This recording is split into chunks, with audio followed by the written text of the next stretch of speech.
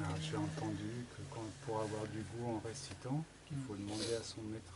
Et sur quels critères il nous donnerait du goût, sur quels critères il nous donnerait du goût ou pas, qu'il refuserait par exemple. Et,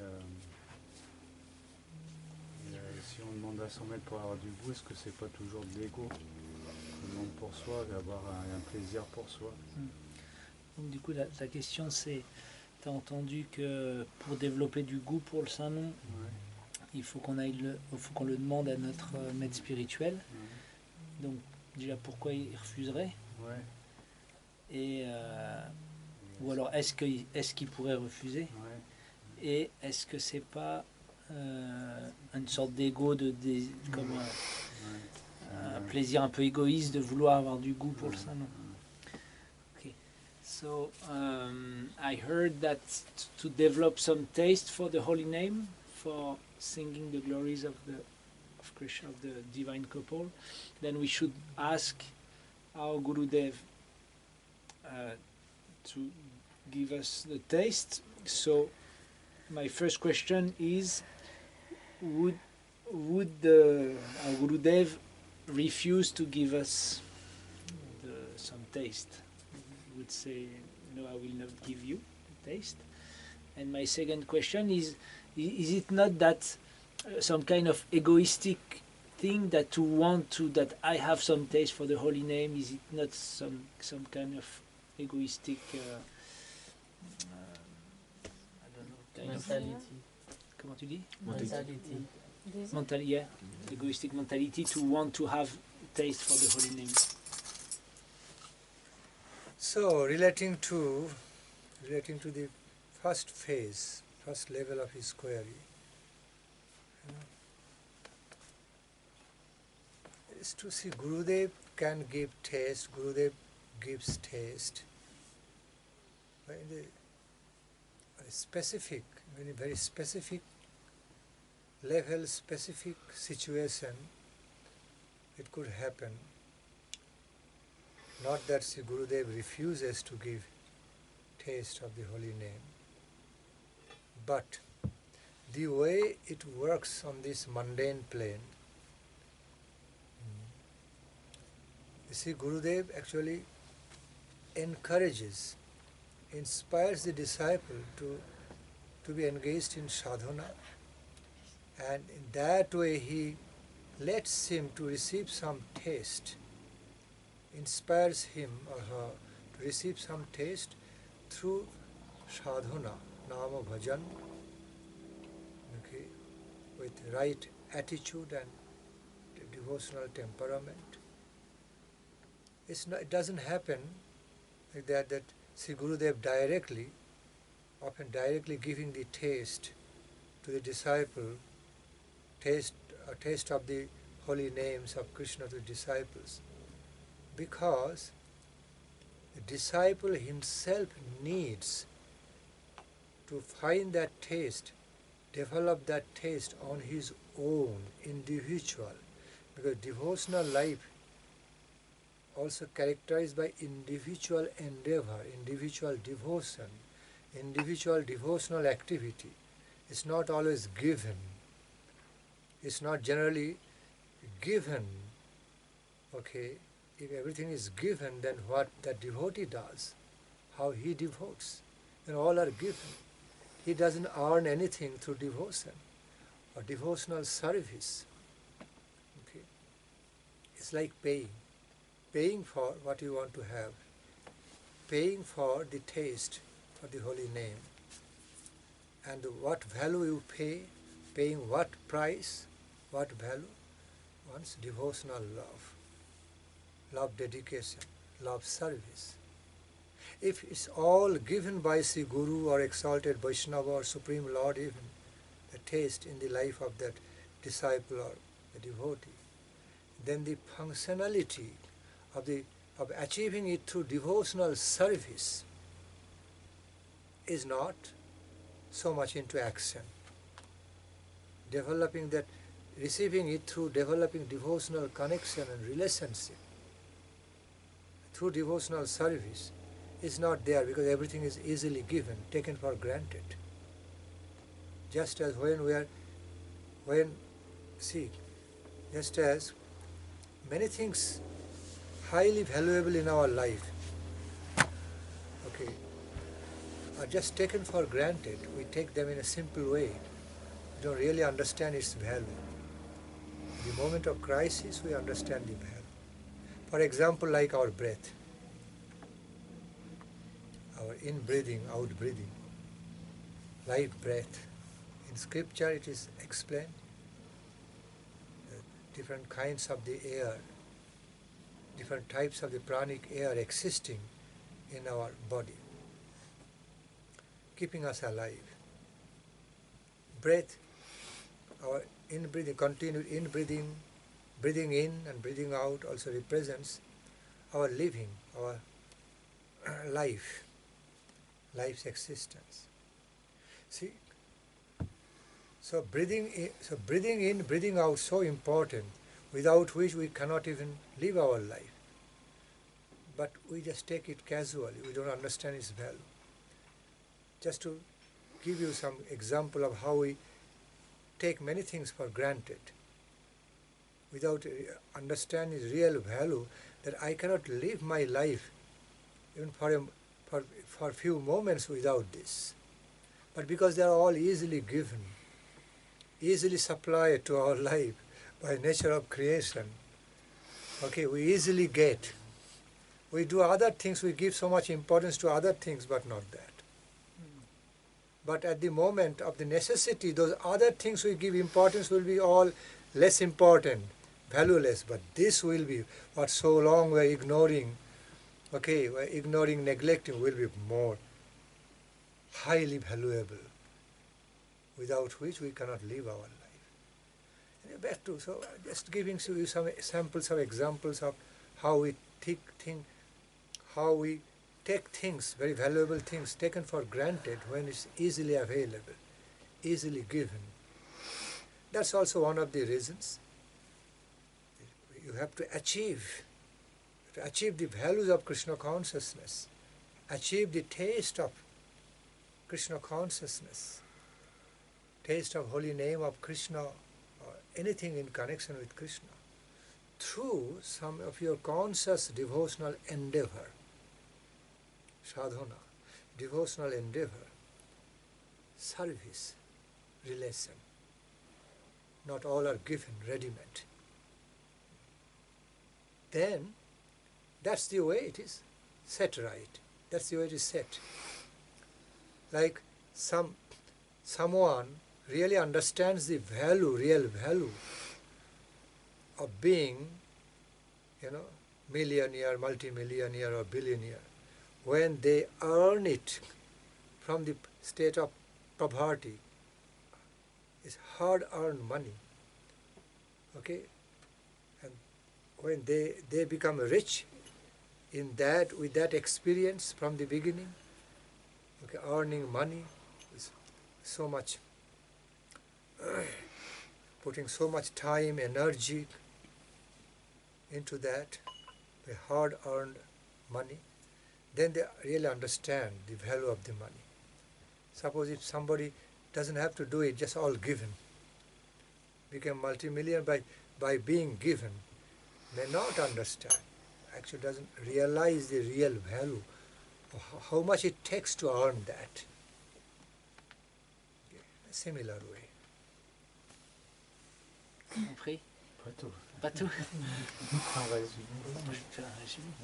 Donc, par rapport à ta première question, en fait, quand on dit que le gourou va te donner le goût, le Gurudev va te donner le goût pour le Saint Nom, c'est qu'il va t'encourager en fait dans ta sadhana, ta pratique avec un caractère dévotionnel bien harmonieux ou ajusté, etc. Il va t'encourager dans ce sens-là, parce que si ça t'était donné comme ça, un peu comme par magie, eh ben tu réaliserais pas la valeur de ça, et donc tu le prendrais comme quelque chose un peu de cheap.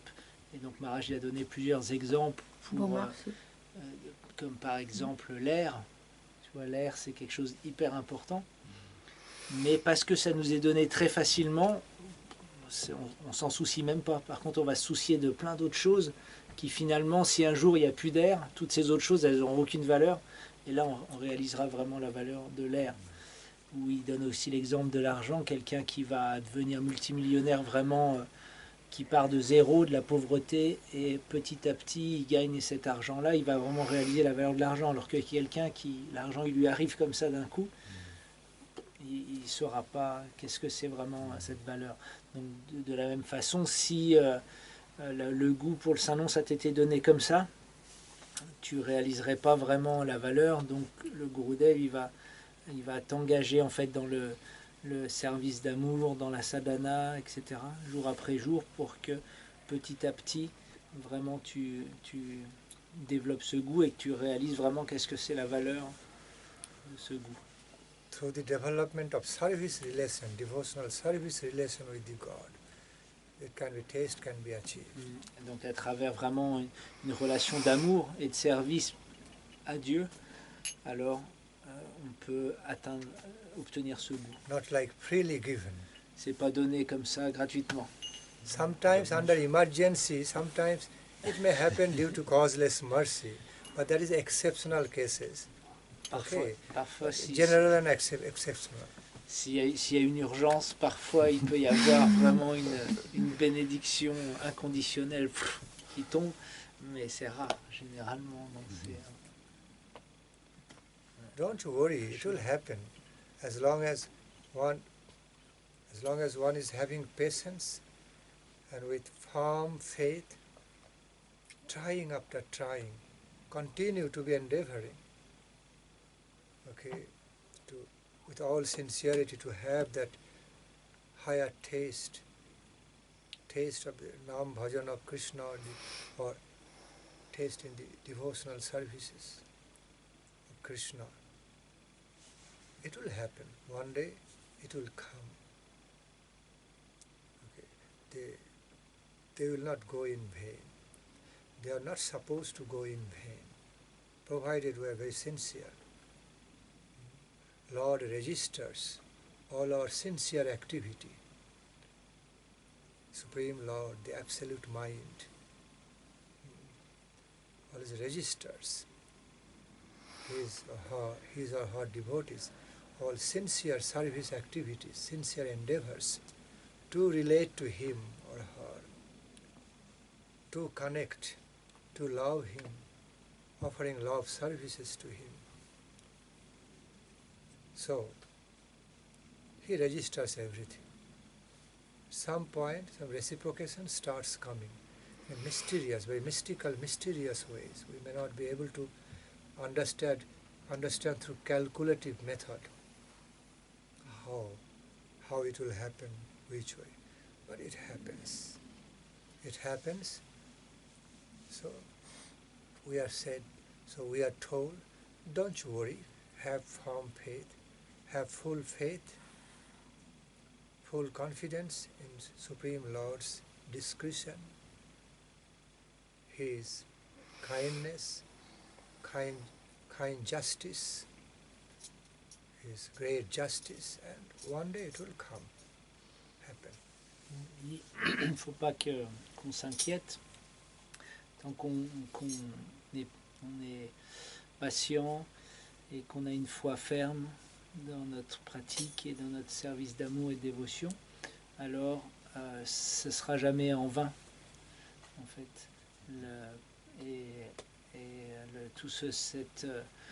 Ces actions, cet amour qu'on va donner dans notre pratique, elle est enregistrée, en fait, quelque part, et à un moment ou un autre, d'une façon très mystérieuse, très mystique, alors il va commencer à y avoir on dit réciprocation, ça se dit réciprocité. Il va y avoir vraiment quelque chose qui va se passer, un lien qui va se créer et qui va se développer comme ça. You know, sometimes some devotees ask, oh, it's another language, Mahamantra is in another language, not in our language, it's foreign sound vibration.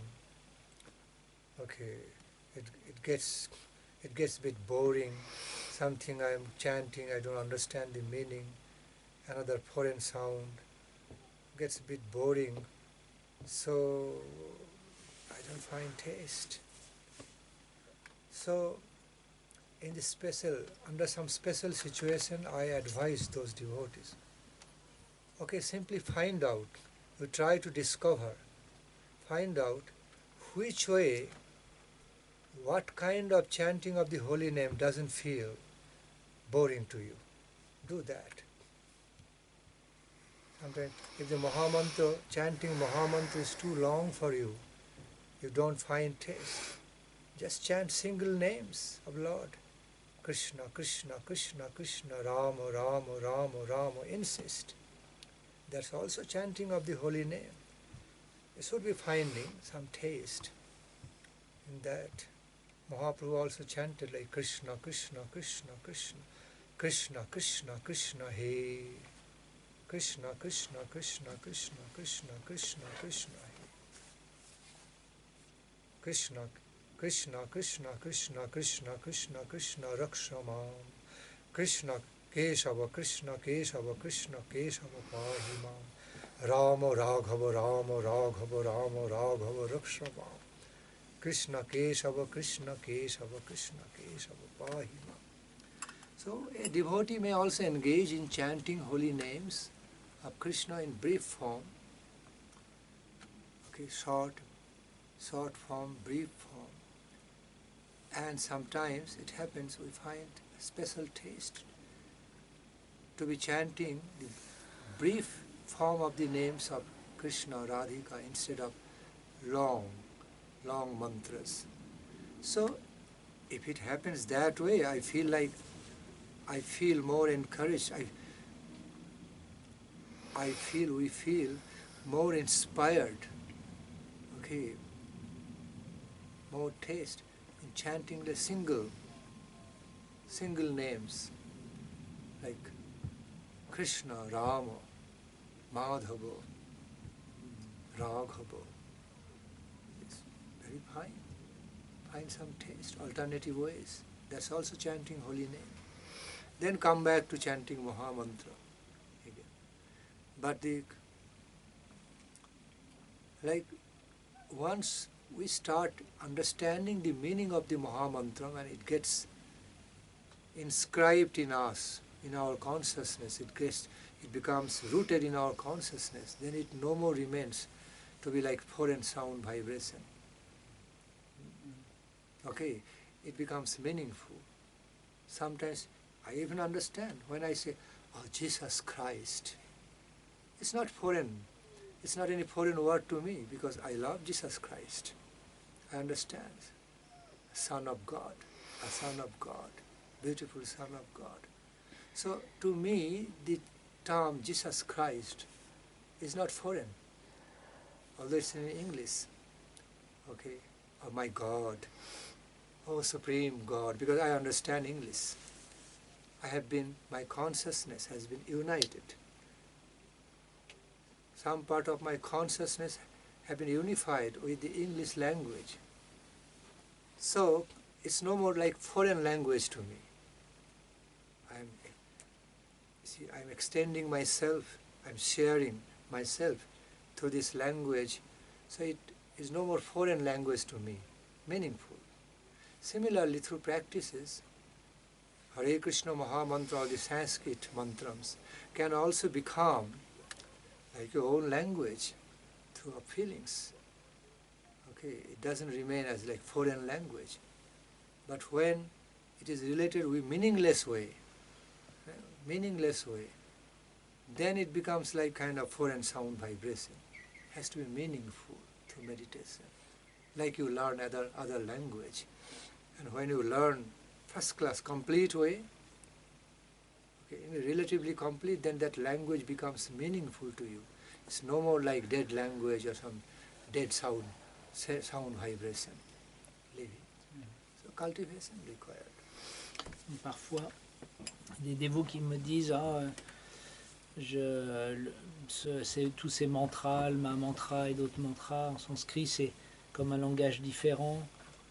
pour moi qui est étranger, je trouve pas le goût. Et donc Maharaj il dit bah parfois je les encourage à trouver leur propre façon déjà de chanter. Donc parfois il y en a qui trouvent le Mahamantra trop long. Donc par exemple ils vont chanter, ils vont choisir un nom ou deux noms et juste les répéter comme faisait aussi Mahaprabhu. Et c'est important. Et petit à petit avec la pratique en fait le Maham et une fois qu'on retrouve l'inspiration en chantant un nom, comme ça, on va revenir au Mahamantra. Et petit à petit, quand la signification du Mahamantra va s'imprégner en nous, va prendre racine en nous, alors ce ne sera plus du tout quelque chose d'étranger. Un petit peu comme quand je dis « Oh, Seigneur Jésus-Christ, Fils de Dieu », même si ça paraît être pour Maharaj un langage étranger, mais parce que je me suis unifié avec ce langage, alors je ressens les émotions et j'aime Jésus-Christ, même si je vais le dire « Oh my God », par exemple en anglais, « Oh mon Dieu », parce que je me suis uni avec ce langage qui était...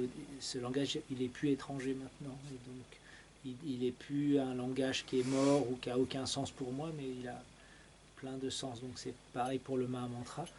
Petit à petit, il faut s'unifier avec et il va devenir, on pourrait dire, nous donner tout son sens.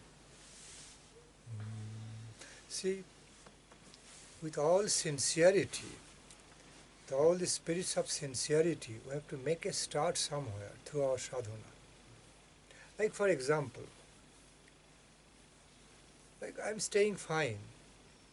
I have no feelings of necessity of giving me a message. Okay, because I'm not touching myself or starting to give me message, no necessity. But as soon as you start giving you message a little bit, then you feel so good about it. Then you feel more and more, I want this. It feels so good. It feels so nice, so good. Insisting, and you are breaking through by making a start with sincerity. Then you want to give yourself message so much. It feels so good. I really needed it. Or so long I did not do, so I thought I don't need it. But now I find the taste. Okay, making a start. In the higher transcendental yogic process, we have to make a start in a very positive way with all positive frame of mind, positive spirit of mind, with full belief in, full faith in, I must have taste in it. And with that, with such faith, loving faith, when you start chanting Rama, Rama, Rama, Ram, Ram, Ram, Ram, Ram, Krishna, Krishna, Krishna, Krishna, Ram, Ram, Hare Krishna, Hare Krishna. You cannot but find some taste at some point. You have to believe in, I am going to find taste. Believe in, and that belief will be transformed into reality of giving you some taste. It's not coming from imagination. It's actually happening. Okay? Like, you don't need any message. As soon as you start giving you message, many ways, you feel like, oh, I need more. It's not your just imaginary belief. Actually, your necessity, that necessity of taking more message is waking up now, which was sleeping. Because it was sleeping, so you are not feeling need, no taste for that. As soon as you wake it up through insisting, through certain wanting, okay, then it is there. You find so much taste, feel so much taste by giving you message. Et c'est important aussi de commencer faut commencer à un moment ou à un autre, faire une percée, on pourrait dire. Et donc Maharaj, il explique, c'est un petit peu comme là, bon bah, ok, je me sens bien, mais si je commence à me masser un petit peu, je m'aperçois, ah oui, ça fait du bien. Et puis, plus je me masse, plus j'ai du goût pour le massage, alors parce que j'éveille en fait ce besoin que j'avais ignoré, on pourrait dire. Et donc c'est un petit peu pareil avec la vie spirituelle. C'est important avec une foi ferme, de commencer notre vie spirituelle avec la foi ferme que je vais trouver du goût. Et si on le fait vraiment avec cette foi ferme que je vais trouver du goût, et donc avec enthousiasme, j'insiste, un petit peu comme le massage, alors je vais m'apercevoir que j'avais ignoré finalement tout le bienfait du chant des Saints Noms et ce goût-là, donc j'avais l'impression que j'en avais pas besoin, mais le fait de commencer à un moment de me dire allez, cette fois j'y vais, et avec la foi ferme que je vais trouver du goût, alors c'est impossible, Maharaj dit, ce sera impossible de ne pas trouver le goût en faisant ça, en ayant vraiment cette croyance, et ça vient pas de l'imagination, même si on pourrait dire je crois que je vais faire ça et je vais trouver du goût, le goût il vient réellement, il faut vraiment avoir la foi, il ne faut pas simplement chanter comme ça de façon automatique ou mécanique, il faut vraiment y aller avec foi, et de cette façon-là, le goût, il ne peut pas ne pas se manifester. See, there are realistic ways, realistic process of spiritual motivations, making oneself more spiritually motivated. In other words, there are realistic processes, naturally realistic processes to have self-motivation. Spiritually making oneself motivated. In other words, making spiritually self-motivated. Okay, I repeat, this truthful process, which are working, truthful process, realistic process of making oneself spiritually motivated, divinely motivated. It is quite possible. It's a part of the essential sadhana. Essential part of the sadhana. Therefore, meditation is also be given so much importance in the high-class yogic life. Higher yoga, the cultivation through meditation, loving focus, how to say, like some tastefully focusing, then that helps the candidate to discover more taste from within. Donc il y a des processus qui existent, qui sont des processus réalistes, qui sont là, qui nous sont donnés pour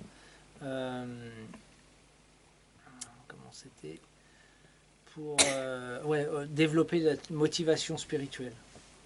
Donc c'est des processus qui sont là, qui sont, il appelle ça les processus réalistes, Maharaj, pour développer cette pas le goût, c'est quoi l'anglais? Le mot en anglais? Motivation. La motivation spirituelle.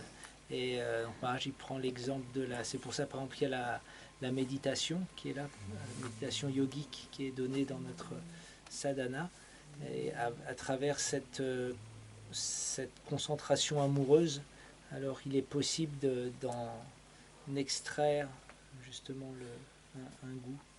Donc il y a des processus de sadhana qui sont donnés pour vraiment augmenter notre motivation spirituelle. I give you some simple examples. The other day I was just traveling by car with a devotee. He was playing some very beautiful bhajana, love songs, devotional songs for Krishna. Very beautiful, wonderful. So I appreciated some of the devotees in the world of devotional songs have published some very sweet, wonderful, beautiful recordings of the Krishna Bhajana, studio recordings. And as soon as you play those bhajana songs, attractive. It's all done in a very nice way, beautiful way. And it is understood, though some of those devotees who are playing those bhajanas, not just doing mechanically, they are also putting their heart, putting their emotion and heart while singing those songs with the help of other musical instruments decorated with other musical instruments. And those devotional songs are very attractive. Even any Kurmi people hearing, they will also feel attracted by the melody, by the very sweet melodies. Then what to speak more of while someone goes into it? When someone actually enters into the mood of the song, meaning and mood of the song, alongside tasting the musical sweetness, melodies, then that will be more tasteful. So, please listen. Listen to those beautiful devotional songs which are just naturally attractive, so tasteful. And I have found some devotees are playing those songs again and again while driving, while doing these things, and they feel some taste from that. Just giving some example. We have to apply for that. Donc un exemple, par exemple, c'est j'étais avec un dévot, on voyageait en voiture et il jouait sur son autoradio des bhajans, des chansons d'amour pour Krishna, très très bien, très très joli avec une très belle mélodie fait en studio, mais où aussi les personnes qui chantaient, les dévots mettaient vraiment tout leur cœur, c'était pas simplement quelque chose de mécanique. Et n'importe qui, même quelqu'un qui ne serait pas dans une voie spirituelle, serait un petit peu fasciné ou attiré par ces chants. Donc que dire de quelqu'un qui a un désir de s'élever spirituellement? Ces chants-là peuvent vraiment nous aider à nous motiver, à nous à développer notre goût pour les saints noms. Donc il y a des dévots, chaque fois qu'ils prennent leur voiture, ils mettent ces chants-là, ils les écoutent encore et encore, et je vois qu'ils sont vraiment, ça leur donne de l'enthousiasme dans leur pratique spirituelle. So there we see another simple example. I'm just speaking from my own experience in the musical field. See, I found some naughty, brisk children. Okay. So, because they are so busy, occupied with playful mood, doesn't want to listen to music. But it so happened, see, in the internet these days, very beautiful flute song available. Krishna's flute song, if you type. If you just simply browse in the internet, typing Krishna's flute songs, very nice, sweet pieces of flute songs appear. They're truly attractive, some of them truly attractive. So, a playful child wants to go out and play. Listening to that, but in the beginning, a child cannot relate to it, although it's so sweet. Okay, I have seen parents telling, "Hey, listen, so sweet flute song, listen. Oh, I have no time, I have to go play. Listen. Then he listens. See how it's starting. Oh, so nice. Then running around, going to play. Then again, same child, at some other point, parents are making him listen, Krishna's flute song. Yes, listening. Then going away for playing. Then what is happening at some point, child is developing some sort of affinity, attraction towards listening that flute song. Now it's developing the taste. That. And it starts really it's starting liking it. One day that same child becomes so attracted, it itself is starting the flute song of Krishna. It wants to hear. In the beginning, see, one of the simple examples. In the beginning, the same child didn't want to listen to. He didn't feel so attracted to the flute song. Oh, flute song, nice music, but I am more interested in playing. But gradually, the same child has developed some affinity, attraction. He really started liking. Now he really started liking the flute song. Now, at some point, same child asking parents, I want to listen to the flute song. Play that. Play. Oh, I love it. Okay. Same child now developed taste to listen to that flute music. Loves it. Okay. And he himself wants to put on the TV and putting on and children of this modern age, they know everything. Internet and all. Starting and dancing, listening, taste awakened. Something which he could not connect. He could not really connect to in the first place with the world of the taste of that flute song. Okay, that attraction, he didn't feel any taste. But because of insistence, some repetitions, and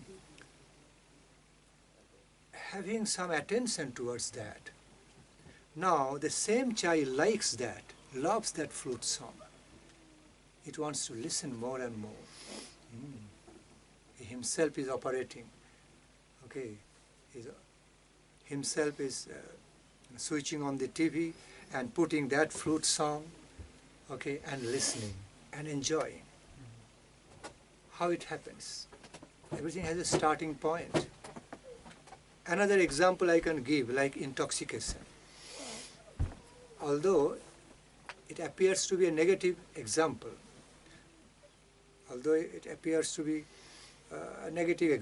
but I am using it now in a positive sense way. Like for example, when the British people wanted the Indians to be addicted to tea, English tea. So what they did, because many of the Indian people in the beginning did not know how to taste the tea. No connection, no relation, no idea about drinking tea. So the British people thought how to market the tea. India is very big market. India has got a vast market. So how to be marketing the tea? So before marketing the tea, so they took up a marketing policy. Okay. Took up a great marketing policy, and that was just freely distributing the tea, making the tea, going to the people approaching, just drink it, just taste it. In the beginning, people think, how tasty it is. It tastes a little bit weird, awkward. Okay, but taste it.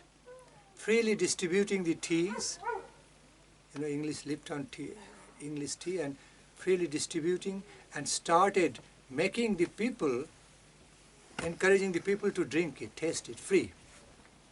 Then what happened at some point, people started loving it, the tea. And then at that time, they started really marketing the tea. And the tea is now world famous. And the taste of the tea, because there's certain type of intoxication there. Okay. So, whether tea or coffee, coffee in the beginning doesn't taste good, a bit bitter and all. But once one knows how to be addicted to it, I mean, once one is addicted to it, attracted, loves to drink coffee. Something one didn't feel much taste in the beginning. Now developing taste, already developed taste for tea and coffee. Okay? But in the beginning, no idea, no taste. How it happens. So, although it's a negative example, intoxication, but I am using in a positive way. Similarly, as we go for it, as we make ourselves positively motivated to open the door of the taste of some spiritual experience, it happens. One day it happens. In other words, when we consciously make ourselves self-motivated to find, to relate, to connect to certain tastes, okay, some special taste of the higher divine world, taste of Krishna, different aspects of the divinity. Although in the beginning it doesn't happen, but as you keep on insisting, okay, to enter into that world, to relate to it, at some point like coffee and tea or other stuffs, taste begins. We love that. And we have seen many people, they cannot live their life without those, tea or coffee, they must have. Although that's a negative example, but I am using it in a positive way. There's also ambrosial intoxication in the spiritual world.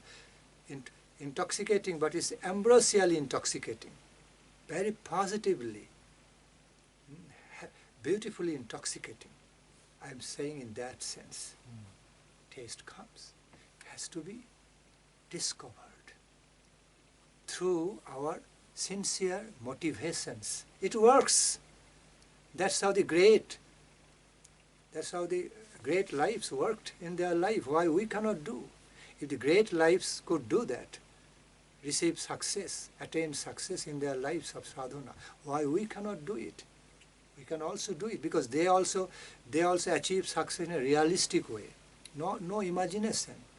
Although in the beginning imaginarily belief and everything, imaginarily belief and faith involved in, but then it was all turned into realistic belief, realistic faith, and it brought realistic result. Okay.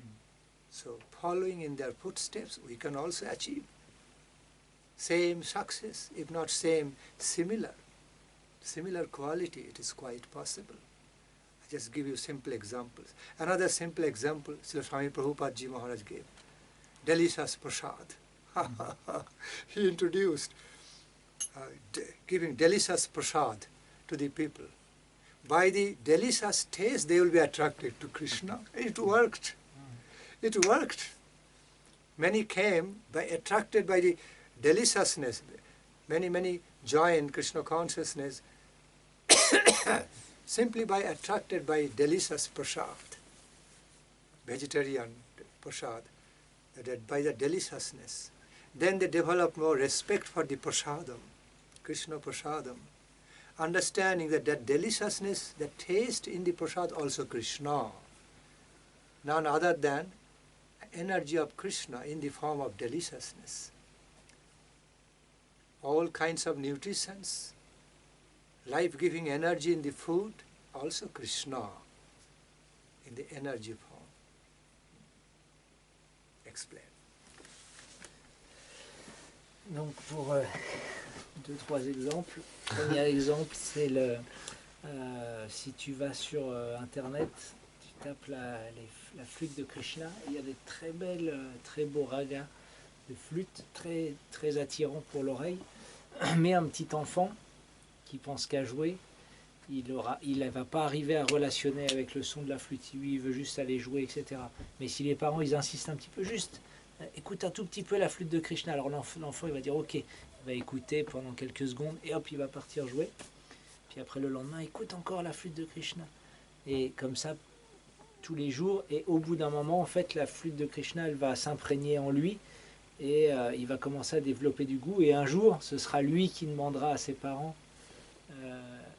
oh, mais la flûte ou même lui-même ira mettre la flûte de Krishna, ce qu'il voudra écouter cette jolie mélodie.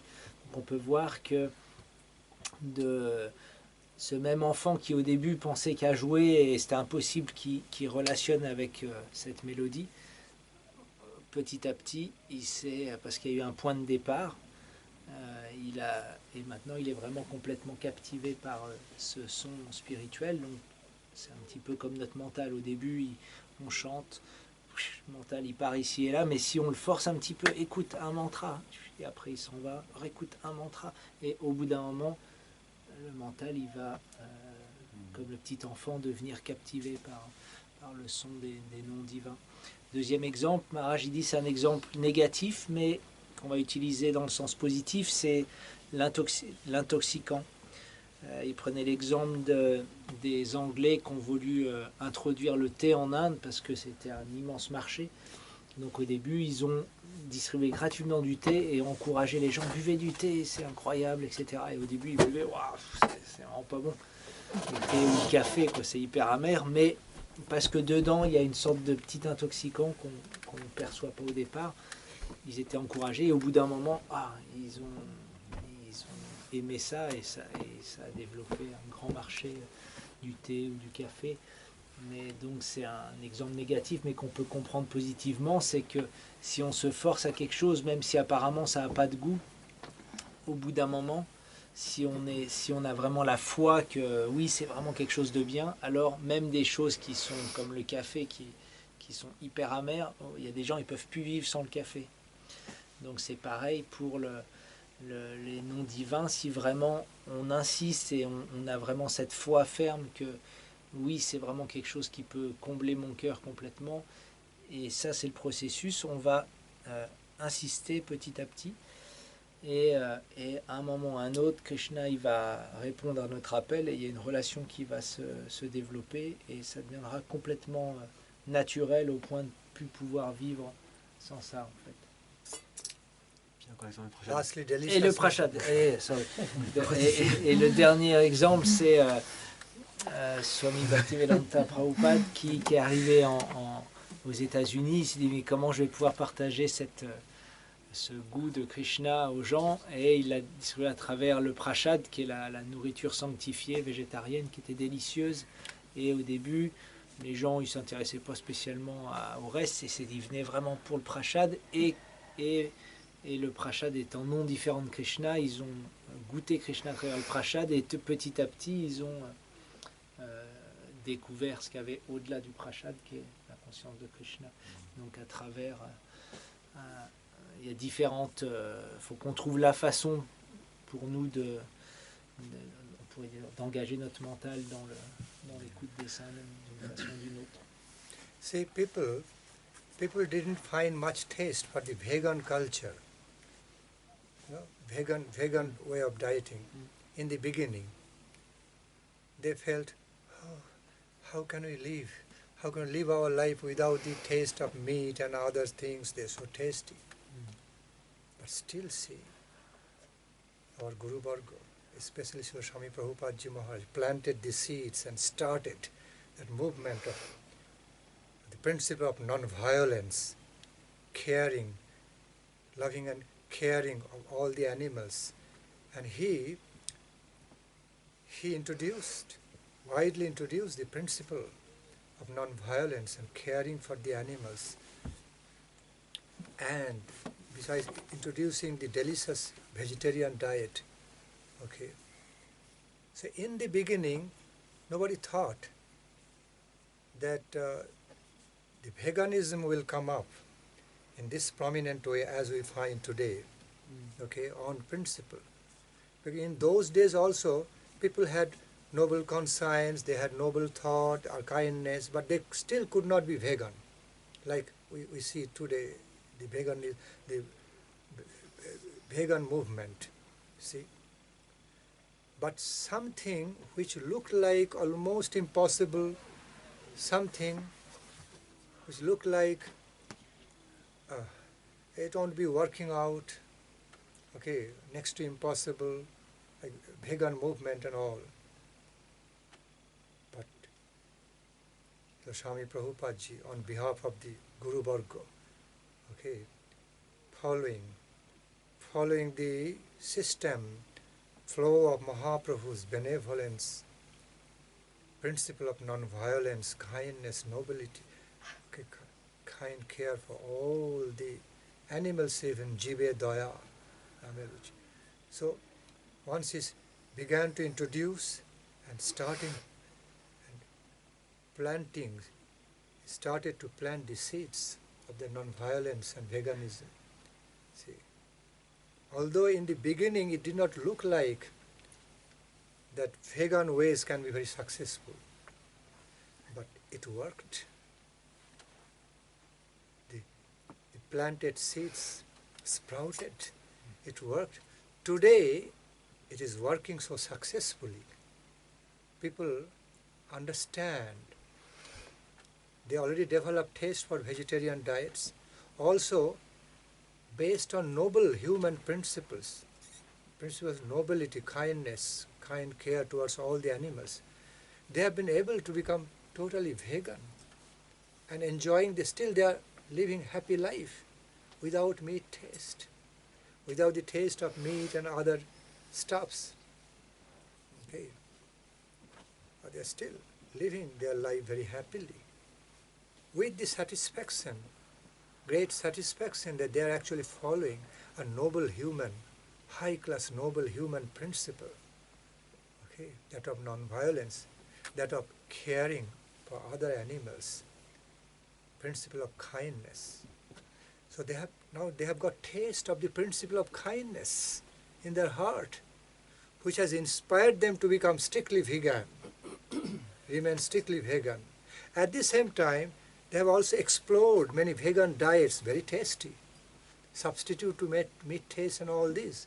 If not substitute, but they can go on with the very tasty vegan meal without meat taste and all. It is working today, which look like it will never work really like that. Okay, in the beginning, but it's working so fine today. So many people are happily vegan. They went vegan. Taste came. See how the taste unfolded, discovered, and realistically happening, manifesting in the life. Donc on peut voir de nos jours le mouvement vegan qui est planétaire et immense. Mais dans les années 60, quand Srila Bhaktivedanta Swami Prabhupada est arrivé, donc ça aurait été inconcevable de penser que ça allait marcher. Et il est arrivé, il a planté la graine de la non-violence, des principes de noblesse humaine pour toutes les entités vivantes, les animaux, etc. Et petit à petit, en fait, parce que le goût est venu pour les gens, le goût de vivre de façon non violente, d'aimer toutes les créatures, etc., fait que ce mouvement, en fait, il est passé par le végétarisme, puis le véganisme, et une chose qu'on n'aurait jamais pu imaginer dans les années 60. Les gens, pour eux, c'était impossible de ne pas manger de viande ou pas manger de poisson, de produits laitiers, etc. On peut voir que maintenant, c'est devenu complètement naturel parce que il y a vraiment cette satisfaction intérieure qui s'est manifestée de la non-violence, etc.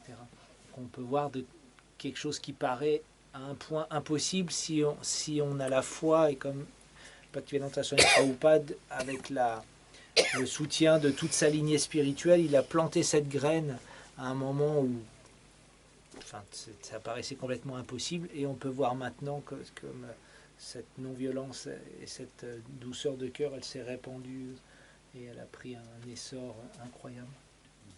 See, the same people, many of those same people who thought they could not live their life without taste of meat, non-veg taste.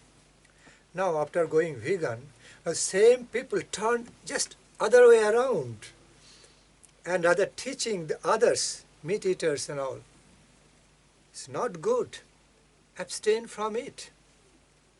okay, it's not good. It's not natural human diet. Eating meat is not natural human food. On the other hand, okay, you are being deprived of having the satisfaction, great taste of satisfaction of becoming a noble human being, a man of nobility, caring, so kind to all the animals. You are missing that satisfaction, heart satisfaction of becoming a real noble human being. Okay, kind, compassionate human being. So they are now preaching to those same non-vegetarian, how to say, non-veg-eating people. They had so much change in their life. Okay, they turned other way around. Same people, they could not feel the same way when they were not vegan. After developing the taste for veganism, became established in that, not only they are believing in, they are practicing in life, they develop so much taste for that, higher taste, and now they are trying to inspire others, non-veg eaters, other non-vegetarian, non-veg eater people. Don't do that. It's not good. Become like us. Okay? You can very happily, beautifully live a vegan life. You can live a life in being totally with being a vegan, happily, nicely. Look at us. We are living our life very happily and beautifully with satisfaction. We are satisfied people. They are preaching for it. So nice to see that. Taste developed. From no taste, now they have got taste.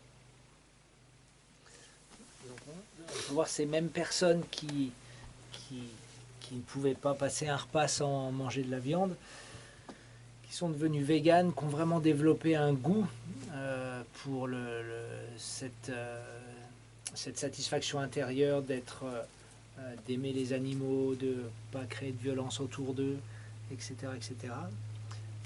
Ces mêmes personnes-là, en fait, ils vont essayer, parce qu'ils vivent ça concrètement, c'est quelque chose de très réel pour eux, ils vont inspirer et encourager d'autres personnes d'arrêter de manger de la viande en leur expliquant déjà que c'est pas la nature, c'est pas la diète naturelle d'un être humain, et surtout de leur partager le fait que en mangeant de la viande, en fait, ils ratent quelque part le fait d'expérimenter cette paix du cœur qui vient du fait de ne pas créer de violence inutile pour les animaux, d'aimer les animaux, etc. Et donc ces mêmes personnes-là qui ne pouvaient pas passer un repas sans manger de viande, ils deviennent un petit peu des prophètes, on pourrait dire, du véganisme en essayant d'encourager les gens à avoir un style de vie non violent et de goûter cette noblesse de cœur, de prendre soin de toute la création. I can give more examples. I don't want to continue more now. See, I can give you more examples like how from the level of no taste coming. Okay, these are just some of the examples. Donc il y a encore beaucoup d'exemples, mais on ne va pas continuer à développer, mais c'est simplement pour essayer de faire comprendre qu'il y a vraiment des façons d'aller d'un niveau de aucun goût à du goût. Okay. Dans toutes ces différentes sphères d'existence, et donc spirituellement c'est possible d'aller de pas de goût pour les saints noms à du goût. So therefore we should all be optimistic, remain divinely optimistic. Donc on devrait tous être divinement optimistes. Rien que de l'avoir écouté, j'ai envie de réciter. So he said, just by listening this, now I feel like I want to chant.